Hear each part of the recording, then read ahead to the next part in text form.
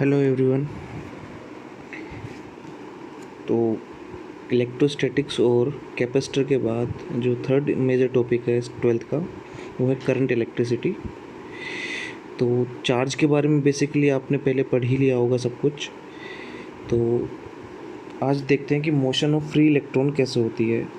तो हमने जब केटीजी पढ़ा था तो उसमें पता था कि जो गैस मॉलिक्यूल्स होते हैं वो VRMS से मेनली मूव करते हैं। VRMS का फॉर्मूला वहाँ पे हमने देख रखा था। तो उन सेम उसी टर्म्स में अगर T टेम्परेचर है किसी के कंडक्टर के ऊपर और T टेम्परेचर पर उसके जो इलेक्ट्रॉन्स हैं उनका मूवमेंट हमें देखना हो तो उनके पास क्या होती है, एक थर्मल काइनेटिक एनर्जी होती है जो कि होती है 3/2 kT। अगर मैं काइनेटिक एनर्जी का फॉर्मूला 1/2 mv² = 3/2 kT पुट करता हूँ तो हमारे पास थर्मल वेलोसिटी आती है जो कि इलेक्ट्रॉन की होगी, वो होगी √3 kT/m। इसका मतलब क्या हुआ कि अगर किसी भी कंडक्टर की बात करें, अगर वो किसी भी टेम्परेचर पर रखा हुआ है तो उसके अंदर जो इलेक्ट्रॉन्स होंगे वो रैंडमली मूव कर रहे होंगे, जिनकी थर्मल वेलोसिटी कितनी होगी इंडिविजुअल की √3 kT/m। तो ये तो हुआ कब, जब अपन उसको सिर्फ और सिर्फ किसी टेम्परेचर से एसोसिएट करते हैं। अगर अपन बात करें कि किसी कंडक्टर के ऊपर अगर मान लो हमने पोटेंशियल ड्रॉप नहीं लगा रखा है, मतलब उसको किसी बैटरी से कनेक्ट नहीं कर रखा है, कंडक्टर मतलब रेजिस्टर भी हो सकता है, कुछ भी ले सकते हैं, बट कंडक्टिंग होना चाहिए। तो अगर मैं उसके ऊपर कोई पोटेंशियल ड्रॉप नहीं अप्लाई करता हूँ तो उसमें जो इलेक्ट्रॉन्स होंगे वो सभी के सभी रैंडमली हर डायरेक्शन के अंदर मूव करेंगे और हर डायरेक्शन में मूव करेंगे तो उनकी एवरेज वेलोसिटी जो होगी वो क्या होगी, 0 होगी। अब एवरेज वेलोसिटी 0 है मतलब वो क्या करेंगे कि करंट को फ्लो नहीं कराएंगे, क्योंकि जब तक टोटल इलेक्ट्रॉन्स के पास में कोई एवरेज वेलोसिटी नहीं आएगी तब तक हम ये नहीं कह सकते कि उसके अंदर करंट फ्लो होगी। सेकेंड पॉइंट जो है वो है कि अगर किसी कंडक्टर के ऊपर हम विद्युत विभव आरोपित कर देते हैं, जिसको इलेक्ट्रिक पोटेंशियल बोलते हैं, अगर इलेक्ट्रिक पोटेंशियल अप्लाई कैसे करेंगे, उसको अपन किसी बैटरी से कनेक्ट कर देंगे। अब कंडक्टर के अंदर क्या होंगे, इलेक्ट्रॉन्स होंगे। अब इलेक्ट्रॉन्स होंगे तो यहाँ पे जो पॉजिटिव टर्मिनल और नेगेटिव टर्मिनल दिखा रखा है तो उसमें एक इलेक्ट्रिक फील्ड स्टेबलाइज हो जाता है जिसकी डायरेक्शन पॉजिटिव से नेगेटिव की ओर होती है। अब क्योंकि हमें पता है कि इलेक्ट्रॉन पर चार्ज होता है नेगेटिव, तो इस पर जो फोर्स लगेगा वो फोर्स किस डायरेक्शन में होगा, इलेक्ट्रिक फील्ड की अपोजिट डायरेक्शन में। अब हर इलेक्ट्रॉन पे एक यूनिडायरेक्शनल फोर्स लगेगा, एक ही दिशा में बल लगेगा, तो क्या होगा कि सभी के सभी इलेक्ट्रॉन्स एक ही डायरेक्शन में मूव करेंगे और उनके पास क्या आ जाएगी, वेलोसिटी आ जाएगी, जिसकी वजह से क्या प्रवाहित होगी, आपकी करंट, जिसे धारा कहते हैं। नेक्स्ट हम मूव करते हैं कि व्हाट इज़ इलेक्ट्रिक करंट, विद्युत धारा क्या चीज़ है, क्या है, होता क्या है विद्युत धारा। तो जब भी किसी कंडक्टर के ऊपर या कंडक्टिंग सरफेस के ऊपर या किसी भी वायर रजिस्टर के ऊपर हम विद्युत विभव आरोपित करते हैं, इलेक्ट्रिक पोटेंशियल जब अप्लाई करते हैं, तो होता क्या है कि वो सभी इलेक्ट्रॉन्स पहले जो थे वो मूव नहीं कर रहे थे। अब जैसे ही हमने उस पर विद्युत विभव आरोपित किया तो एक इलेक्ट्रिक फील्ड जनरेट होगा। इलेक्ट्रिक फील्ड जनरेट होगा तो वहाँ पे क्या होगा, विद्युत बल लगेगा इलेक्ट्रॉन्स के ऊपर। अगर विद्युत बल लगेगा इलेक्ट्रॉन्स के ऊपर तो वो सभी के सभी एक ही डायरेक्शन में मूव करेंगे और उन्हीं आवेशों के या उन्हीं चार्ज पार्टिकल्स के फ्लो की वजह से जो चार्ज पार्टिकल्स की फ्लो की वजह से ही क्या होगी, विद्युत धारा आपकी जनरेट होगी, इलेक्ट्रिक करंट प्रोड्यूस होगी। तो अगर मैं शॉर्टकट में बोलना चाहूँ कि करंट बेसिकली क्या है, तो ये है rate of charge flow through any specified surface area, मतलब किसी भी काट क्षेत्रफल से गुजरने वाले आवेशों की दर। तो आई को जिस तरीके से लिख रखा है हमने dq/dt, ये जनरली सभी बुक्स में लिखा होता है, बट इस dq/dt के भी दो सिग्निफिकेंस हैं कि कहीं पे हमारे पास लिखा होता है कि I = ΔQ/ΔT और I = dq/dt, तो उसकी अपन अभी जनरल डिस्कशन करेंगे थोड़ी देर में। इस बात करते हैं SI यूनिट। SI यूनिट क्या है, जैसे कि करंट को क्या बोल रखा है, चार्ज अपॉन टाइम। चार्ज की यूनिट क्या होती है, कूलम, और टाइम की यूनिट होती है सेकेंड। तो कूलाम पर सेकंड क्या हो गया, विद्युत धारा बन जाएगी, जिसे अपन एम्पियर भी कहते हैं। इसको ब्रैकेट कैपिटल ए और ब्रैकेट कैपिटल आई से भी डिनोट करते हैं।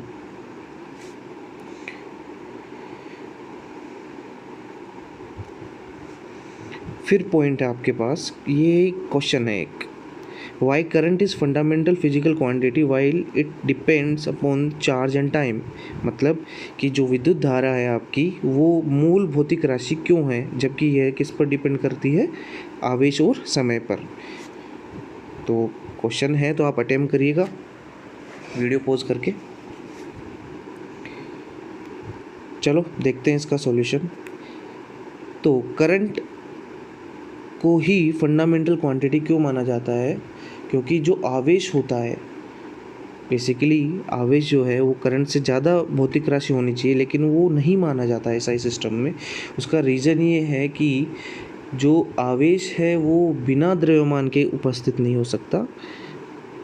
जैसे कि मूल भौतिक राशियाँ होती है, लंबाई है, लंबाई कभी भी द्रव्यमान पे डिपेंड नहीं करती या समय पे डिपेंड नहीं करती। तो सेम उसी तरीके से आवेश जो है वो द्रव्यमान के ऊपर डिपेंड करता है। बिना द्रव्यमान या बिना मास के चार्ज कभी पॉसिबल हो ही नहीं सकता। इसकी वजह से आवेश को मूल भौतिक राशि नहीं माना जाता, जबकि करंट को माना जाता है। फिर बात करते हैं टाइप्स ऑफ इलेक्ट्रिक करंट, मतलब विद्युत धारा के प्रकार।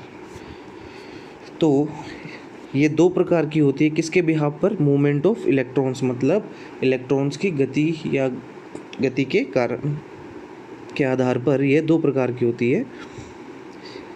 First is direct current DC। DC के अंदर क्या होता है, जो सभी इलेक्ट्रॉन्स होते हैं वो एक ही डायरेक्शन में मूव करते हैं और उनका मैग्नीट्यूड जो होता है वो सेम रहता है। मतलब जो धारा का मान होगा, मैग्नीट्यूड होगा, वो बदलेगा नहीं, वो जो एक है वो ही रहेगा और सभी के सभी इलेक्ट्रॉन्स एक ही दिशा में गति करेंगे। सेकंड है अल्टरनेटिंग करंट, जिसे बोलते हैं प्रत्यावर्ती धारा। इसमें इलेक्ट्रॉन्स की मूवमेंट की जो डायरेक्शन है वो हर सेकंड में चेंज होती है, या फिर मैं बोलूँ कि सेकंड में भी बहुत बार चेंज होती है। तो जो धारा का परिमाण होगा, जो मैग्नीट्यूड होगा, वो भी क्या होगा, सेम नहीं रहेगा, वो भी टाइम के साथ बहुत बार चेंज होगा। जनरली जो धारा यूज़ की जाती है, जो करंट यूज़ की जाती है होम्स में या फिर रिसोर्सेज में, उसकी फ्रिक्वेंसी जनरली 50 हर्ट्ज होती है। फिर एक और बेसिस पे हमने इसको डिफ्रेंशिएट किया कि अमाउंट ऑफ चार्ज फ्लोन, मतलब कि कितना चार्ज बह रहा है, उसके आधार पर इसे दो भागों में बांटा गया है। जो मैंने अभी थोड़ी देर पहले बताया था कि कहीं पे delta Q by delta T होता है, कहीं पे dQ बाई dt होता है। तो इसके आधार पर एवरेज करंट I एवरेज, अब एवरेज जो करंट होगी उसका मतलब है कि टोटल कितना चार्ज फ्लो हो गया किसी गिवन टाइम के अंदर, मतलब किसी पर्टिकुलर टाइम इंटरवल में जितना चार्ज फ्लो हो जाएगा वही क्या हो जाएगी, आपकी औसत धारा, एवरेज करंट।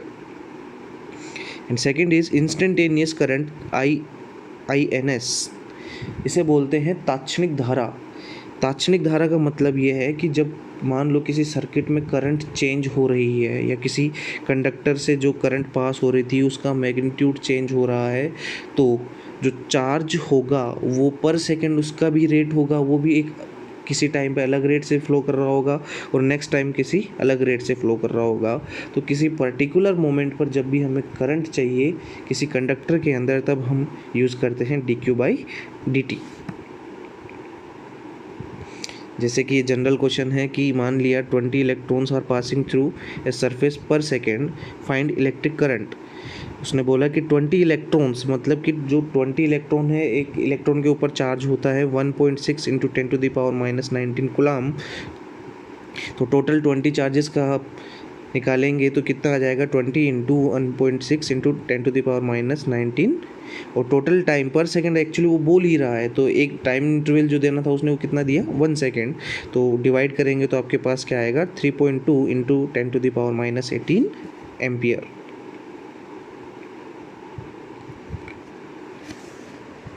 फिर आगे मूव करते हैं। तो एग्जाम्पल है the charge passing through a surface is given by this, मतलब किसी सरफेस से या किसी सतह से गुजरने वाला आवेश Q बराबर 20 + 5t² कूलम्ब से दिया जाता है। तो हमें क्या ज्ञात करना है, क्या फाइंड करना है? Find I average for time interval 0 to 2 second. Okay, अच्छा क्वेश्चन है। तो आई एवरेज जब भी फाइंड करेंगे तो हमें टोटल चार्ज कितना फ्लो हुआ है वो निकालना है। तो टोटल चार्ज कैसे निकालेंगे? Q2 - Q1 वाला, क्योंकि जब भी टोटल अमाउंट कितना गया है अपने पास से वो कैलकुलेट करते हैं कैसे, फाइनल माइनस इनिशियल से। सो फाइनल 2 सेकेंड पे टोटल चार्ज कितना है पास हो रहा है वो, माइनस t = 0 पे कितना चार्ज पास हो रहा है। तो Q2 अगर मैं t की वैल्यू 2 रखूँगा तो 2 सेकेंड में कितना चार्ज फ्लो हो गया वो हमारे पास आ जाएगा, और t की वैल्यू मैं इसमें 0 रखूँगा तो वो हमारे पास इनिशियल चार्ज आ जाएगा, मतलब प्रारंभिक आवेश। तो अंतिम आवेश माइनस प्रारंभिक आवेश जब करेंगे या final charge minus initial charge करेंगे तो हमारे पास टोटल चार्ज आ जाएगा कि कितना फ्लो हुआ है। तो यहाँ से हमने वैल्यूज़ पुट करी तो यहाँ पे हमारे पास जो करंट आएगी वो एवरेज करंट होगी, और वो कितनी होगी?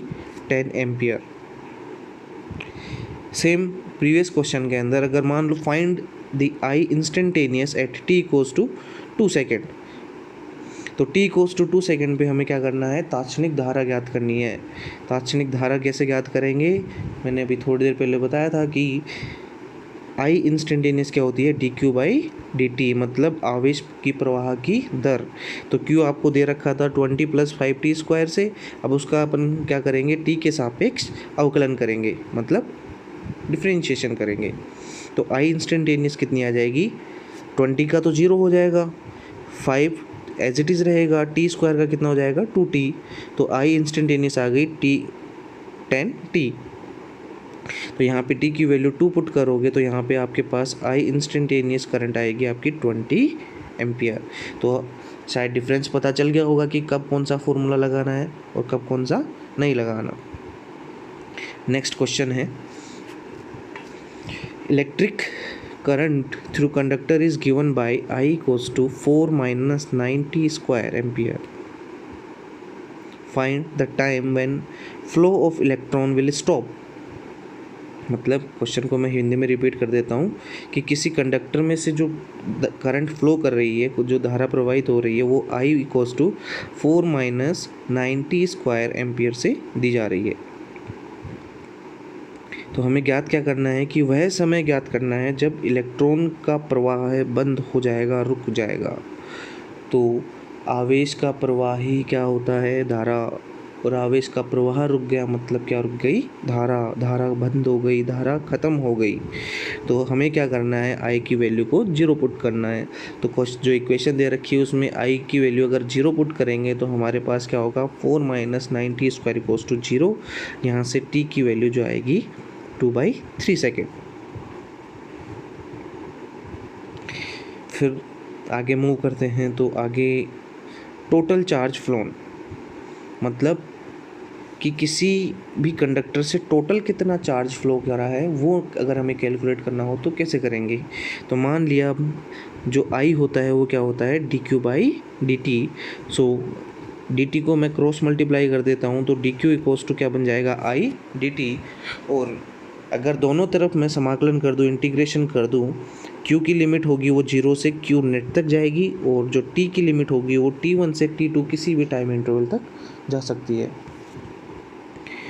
तो यहाँ जब q नेट कैलकुलेट करेंगे तो इंटीग्रेशन होता है I dt, t की वैल्यू t1 से t2 तक।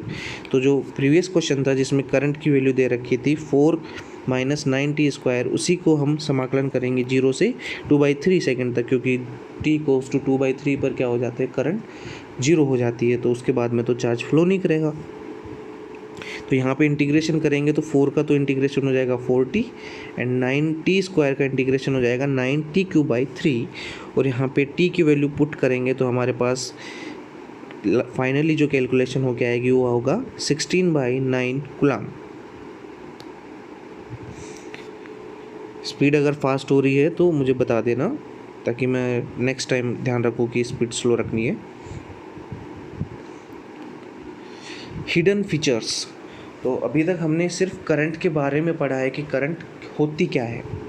अभी उसके फीचर्स भी पढ़ते हैं कि क्या क्या प्रॉपर्टीज़ होती हैं उसके पास। तो फर्स्ट प्रॉपर्टी जो है आपकी, the current is the same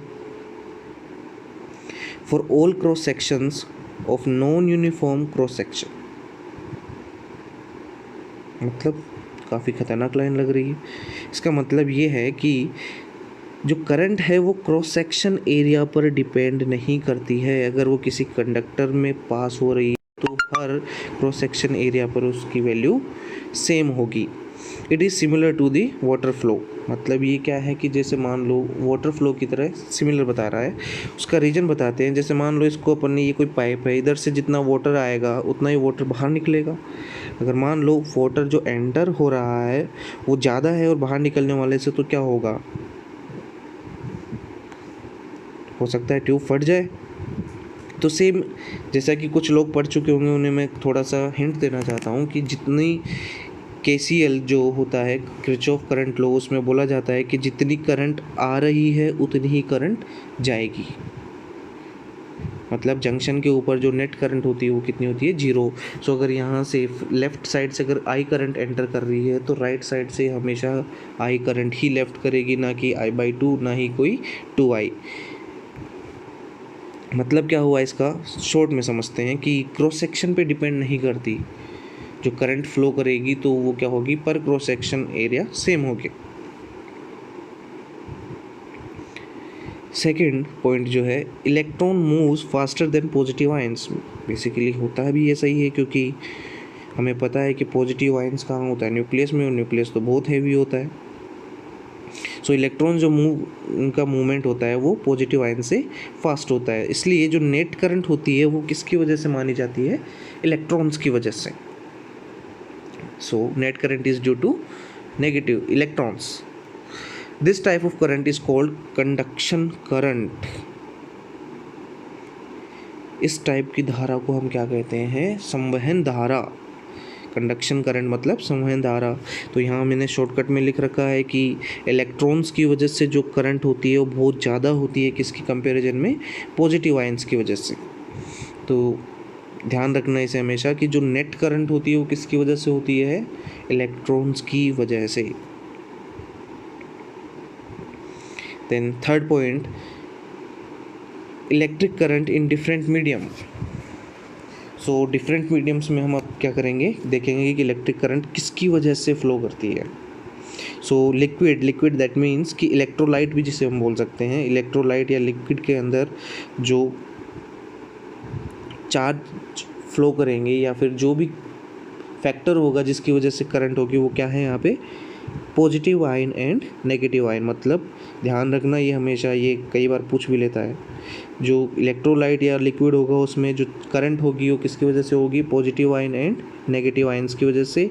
gases के अंदर किसकी वजह से होती है, पॉजिटिव आयंस एंड इलेक्ट्रॉन्स की वजह से। सेमीकंडक्टर में किसकी वजह से होती है, इलेक्ट्रॉन्स एंड होल्स। ये इलेक्ट्रॉन्स एंड होल्स, इलेक्ट्रॉन तो समझते हो, बट होल्स ये आपको जब सेमीकंडक्टर फिजिक्स पढ़ाई जाएगी तब आपको समझाया जाएगा कि जब एक बॉन्ड ब्रेक होता है तो वो होल और इलेक्ट्रॉन के बीच में डिवाइड हो जाता है। गैसेस के अंदर भी मैंने बताया पॉजिटिव आयंस एंड इलेक्ट्रॉन की वजह से। Gas discharge tube. सो गैस डिस्चार्ज ट्यूब क्या होता है वो आप पढ़ेंगे उसके अंदर मॉडर्न फिजिक्स में। तो मॉडर्न फिजिक्स में जब पढ़ेंगे तो वहाँ पे आपको डिटेल में बताया जाएगा। तो यहाँ पे अभी जो डिसाइडिंग फैक्टर, जो करंट कैरियर होते हैं, जो करंट लेके जा रहे होते हैं, प्रोवाइड करा रहे होते हैं, वो कौन है, आयंस एंड इलेक्ट्रॉन्स। अब गैस डिस्चार्ज ट्यूब के अंदर स्पेसिफाइड नहीं है कि कौन सा नेगेटिव आयन होगा या पॉजिटिव। तो यहाँ पे जनरली नेगेटिव पॉजिटिव दोनों ही कंबाइंड होते हैं। And last one is vacuum tube. Vacuum tube निर्वात नलिका। निर्वात नलिका में जो धारा बहती है वो किसकी वजह से बहती है, इलेक्ट्रॉन्स की वजह से।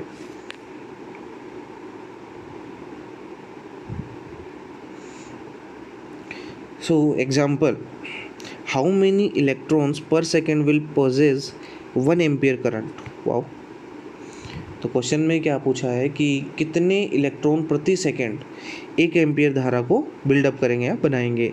तो हमें पता चल गया कि धारा की वैल्यू तो कितनी है, या करंट तो कितना है, 1 एम्पियर है। मान लिया n इलेक्ट्रॉन्स फ्लो कर रहे हैं पर यूनिट टाइम, मतलब पर सेकेंड। तो पर यूनिट टाइम अगर n इलेक्ट्रॉन्स फ्लो कर रहे हैं तो टोटल चार्ज कितना हो जाएगा, n into charge of electron, और ये वैल्यू टोटल चार्ज की होगी और टाइम की वैल्यू हमें गिवन है 1 सेकेंड। तो यहाँ से क्रॉस मल्टीप्लाई करोगे तो n की वैल्यू क्या हो जाएगी, 1/e। 1/e, e पर चार्ज कितना होता है 1.6 इंटू 10⁻⁻19। सो इक्वेट करोगे, कैलकुलेट करोगे तो यहाँ पे आपके पास ये वैल्यू बनेगी 6.25 इंटू 10⁻18 इलेक्ट्रॉन्स पर सेकेंड। काफ़ी हैवी वैल्यू है बिकॉज इसका ऑर्डर जो है 10⁻18 ऑर्डर की है ये। तो बहुत सारे इलेक्ट्रॉन्स, बहुत सारे, अगर आप काउंट कर सकते हो तो कर लेना। तो इतने इलेक्ट्रॉन जब 1 सेकंड में पास करेंगे किसी सरफेस एरिया से, वहाँ पे जाके क्या होगी, आपके पास 1 एम्पियर की करंट आएगी। Fourth point, direction of current. तो अब तक हमने बात करी है किसकी की वजह से, कि इलेक्ट्रॉन्स के मूवमेंट कैसे होता है, करंट किसकी वजह से जाती है ना, कौन कौन से मीडियम में करंट कैसे जाएगी, किसकी वजह से जाएगी। अब बात कर रहे हैं हम कि डायरेक्शन ऑफ करंट क्या होगी। जो डायरेक्शन ऑफ करंट किसी भी कंडक्टर में होगी वो कैसे लेंगे, along the motion of positive charge. Along the motion of positive charge मतलब कंडक्टर में तो पॉजिटिव चार्ज तो मूव नहीं करेंगे, कंडक्टर में कौन करेगा मूव, इलेक्ट्रॉन। तो ये किसके लिए वैलिड है, ये किसी चार्ज पार्टिकल, अगर कोई चार्ज पार्टिकल मोशन में है या गति कर रहा है तो उसके लिए बात कर रहे हैं कि कोई चार्ज पार्टिकल, अगर मान लो पॉजिटिवली चार्ज पार्टिकल है जो एक्स से वाई की तरफ जा रहा है, एक्स से वाई की तरफ जा रहा है, तो हम क्या बोल सकते हैं कि धारा कितनी होगी, आई एम्पियर होगी। कहाँ से किस तरफ होगी वो, एक्स से वाई की तरफ। और opposite to the motion of negative charge मतलब नेगेटिव चार्ज की डायरेक्शन के बिल्कुल अपोजिट। जब भी बात करेंगे करंट की तो कंडक्टर में पॉजिटिव चार्ज मूव नहीं करता है, तो ध्यान रखना हमेशा किसको कंसिडर करेंगे, इलेक्ट्रॉन्स को, नेगेटिव चार्ज को। और जो करंट की डायरेक्शन होगी वो होगी नेगेटिव चार्ज की डायरेक्शन के बिल्कुल अपोजिट। तो यहाँ पे जो मैंने एक फ्रेम बना रखी है जिसके अंदर एक इलेक्ट्रॉन है जो क्षैतिज वर्ताकार पथ जिसकी त्रिज्या r है उस पर गति कर रहा है, उसकी चाल कितनी है v और उसकी घूर्णन चाल कितनी है ओमेगा। तो देखो इसमें इलेक्ट्रॉन जो है वो आगे की तरफ जा रहा है लेकिन करंट की डायरेक्शन किधर माननी है, पीछे की तरफ। तो ध्यान रखना हमेशा जिस डायरेक्शन में इलेक्ट्रॉन जाएगा उसके अपोजिट डायरेक्शन में ही क्या होगी, करंट होगी। I = हमें पता चला कि total charge upon total time. तो यहाँ पे टोटल चार्ज सिर्फ एक सिंगल इलेक्ट्रॉन की वजह से है, तो इलेक्ट्रॉन का चार्ज E लिख दिया हमने। टाइम कितना लगेगा, तो एक चक्कर काटेगा तो ये टोटल डिस्टेंस कवर करेगा कितनी, ये टोटल डिस्टेंस कवर करेगा 2πr, और 2πr कवर करेगा तो टाइम कितना लगेगा, टोटल डिस्टेंस अपॉन वेलोसिटी। तो टोटल डिस्टेंस कितनी हो 2πr और v से डिवाइड कर दिया तो आपके पास टाइम आ जाएगा वो।